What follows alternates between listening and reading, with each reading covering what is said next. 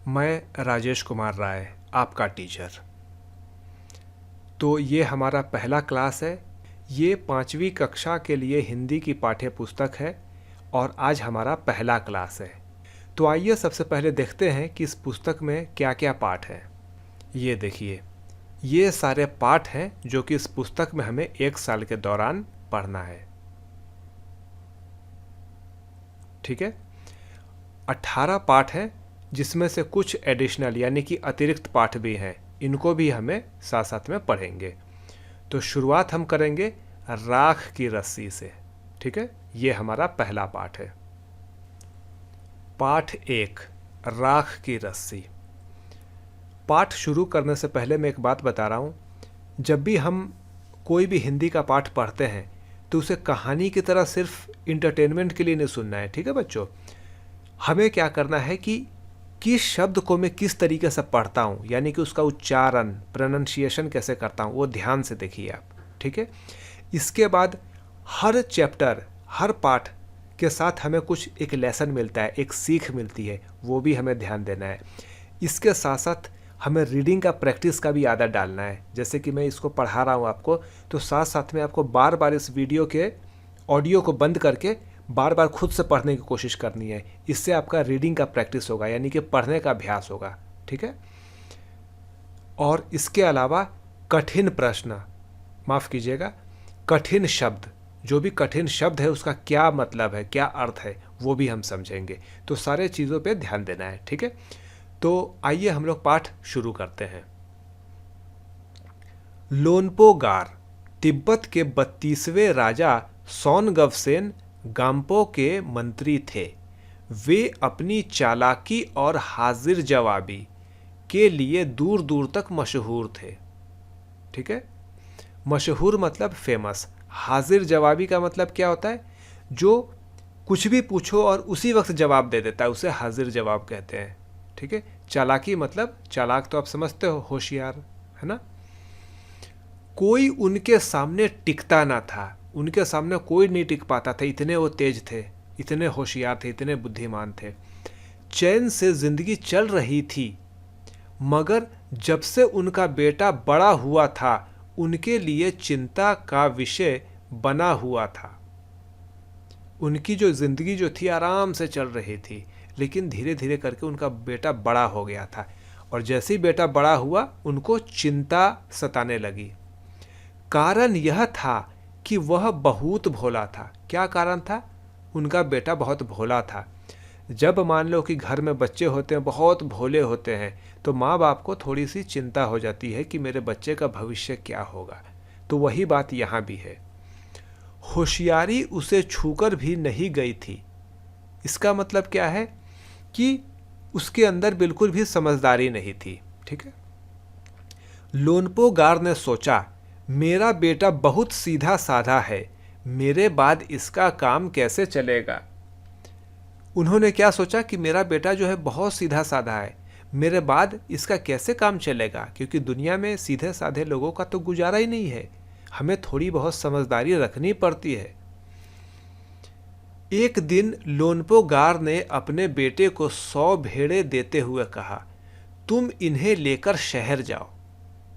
ठीक है, लोनपो गार जो थे वो एक मंत्री थे, जैसा कि मैंने आपको बताया, बहुत तेज थे, बहुत समझदार थे, लेकिन बेटा जो था वो समझदार नहीं था, वो भोला था। तो इसी वजह से वो हमेशा चिंता में रहते थे। तो एक बार उन्होंने एक उपाय सोचा। क्या उपाय था? देखो यहाँ बताया हुआ, ध्यान से सुनिए। एक दिन लोनपो गार ने अपने बेटे को 100 भेड़ें देते हुए कहा, तुम इन्हें लेकर शहर जाओ, मगर इन्हें मारना या बेचना नहीं। उन्होंने क्या कहा अपने बेटे को?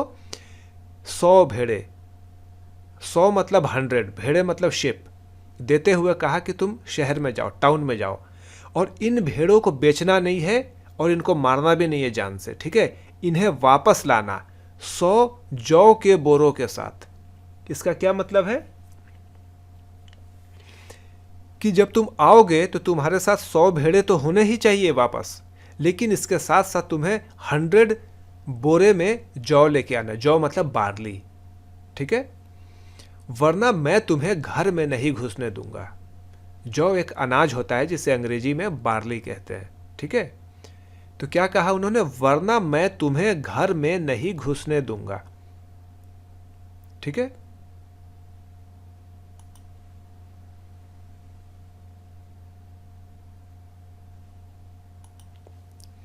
इसके बाद उन्होंने बेटे को शहर की तरफ रवाना किया, ठीक है। इसके बाद उन्होंने बेटे को शहर की तरफ भेज दिया। रवाना किया मतलब भेज देना, ठीक है। लोनपो गार का बेटा शहर पहुंच गया, मगर इतने बोरे जौ खरीदने के लिए उसके पास रुपए ही कहां थे। वह इस समस्या पर सोचने विचारने के लिए सड़क किनारे बैठ गया, मगर कोई हल उसकी समझ में ही नहीं आ रहा था। वह बहुत दुखी था। तभी एक लड़की उसके सामने आ खड़ी हुई। क्या बात है, तुम इतने दुखी क्यों हो? लोनपो गार के बेटे ने अपना हाल कह सुनाया। इसमें इतना दुखी होने की कोई बात नहीं। चलिए यहां तक मतलब समझते हैं। तो लोनपो गार का बेटा जो था वो शहर पहुंच गया, लेकिन उसके पास तो पैसे थे नहीं जिससे कि वो 100 जौ के बोरे खरीदता। तब वो सड़क के किनारे बैठ गया दुखी मन से। तभी एक लड़की उसके सामने आई। उसने कहा कि तुम क्यों दुखी हो? तो लोनपो गार के बेटे ने बताया अपना सारा बात। तो उस लड़की ने कहा कि दुखी होने की कोई बात नहीं, मैं इसका हल निकाल देती हूं। हल मतलब प्रॉब्लम का सॉल्यूशन, ठीक है। इतना कहकर लड़की ने भेड़ों के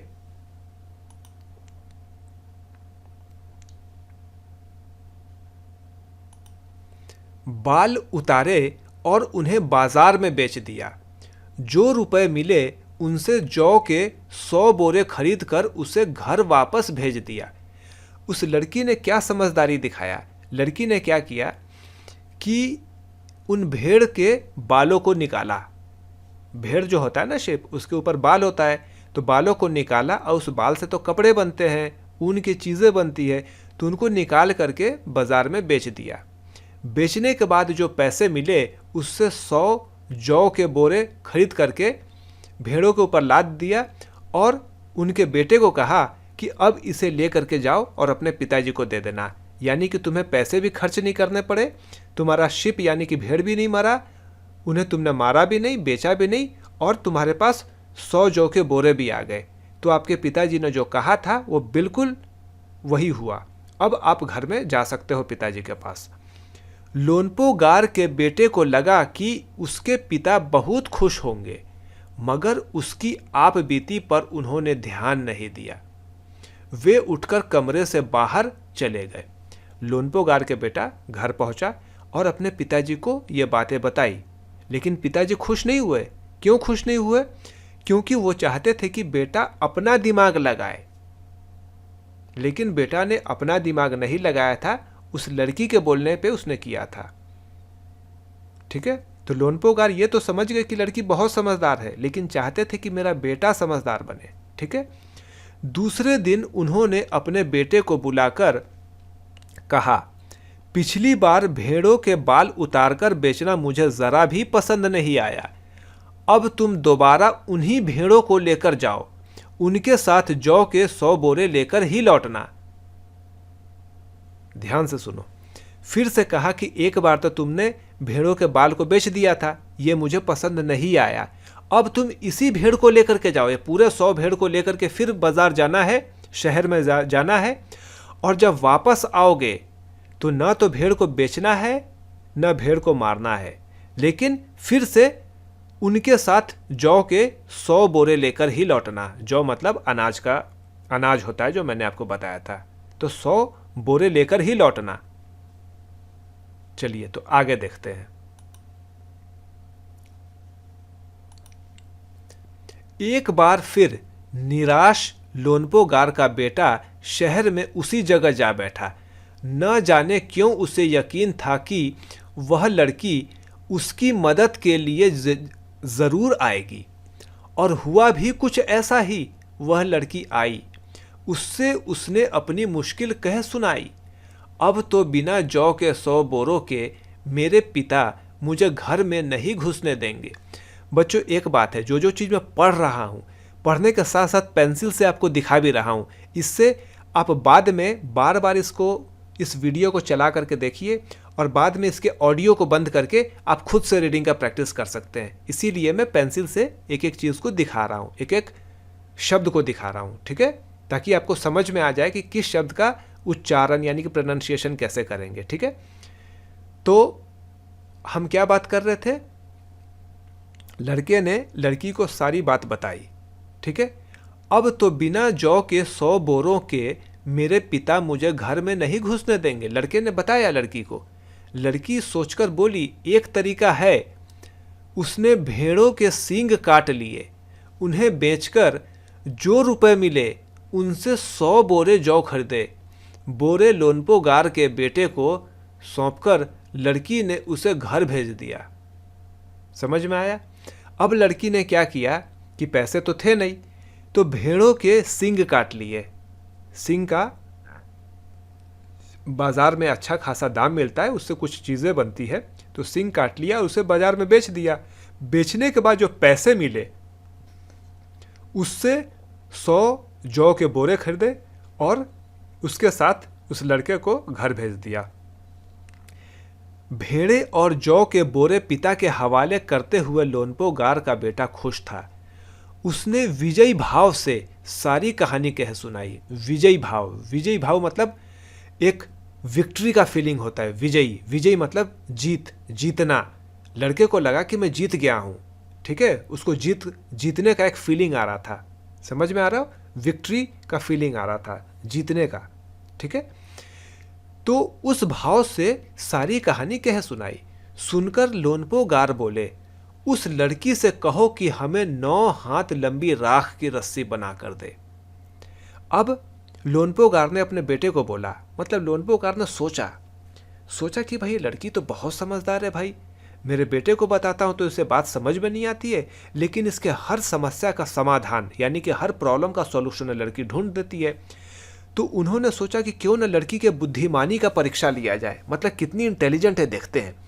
तो उन्होंने एक शर्त रखा बेटे को कहा कि उस लड़की से जाके कहो कि हमें 9 हाथ लंबी राख की रस्सी बना के दे। राख समझते हो ना, इसे अंग्रेजी में कहते हैं ऐश। आप कोई भी चीज़ को जलाओ, जलाने के बाद जो बच जाता है ना उसको राख कहते हैं, ठीक है। तो उसका तो रस्सी बन ही नहीं सकता है ना, नहीं बन सकता ना राख का। तो लोनपोगार ने कहा क्या कि उस लड़की से जाके कहो कि हमें राख की रस्सी बना के दे 9 हाथ लंबी, ठीक है। उनके बेटे ने लड़की के पास जाकर पिता का संदेश दोहरा दिया, मतलब जो पिताजी ने कहा था वो बता दिया। संदेश मतलब जो भी मैसेज है।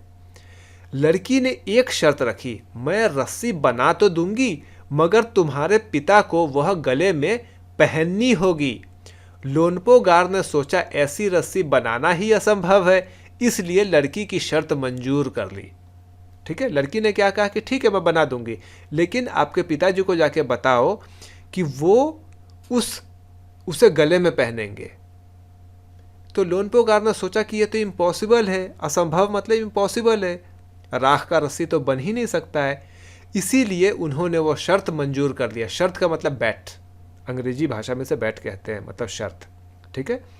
तो मंजूर कर लिया, मतलब बोला कि ठीक है मैंने मान गया, ठीक है। अब आइए आगे देखते हैं। अगले दिन लड़की ने 9 हाथ लंबी रस्सी ली, मतलब एक रस्सी लिया जो कि 9 हाथ लंबा था, ठीक है, मतलब हाथ से नाप करके उसने 9 हाथ लंबी रस्सी ले ली।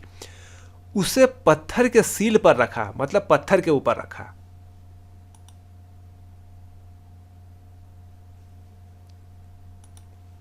और जला दिया। उसके बाद उसमें आग लगा दिया। रस्सी जल गई मगर रस्सी के आकार की राख बच गई।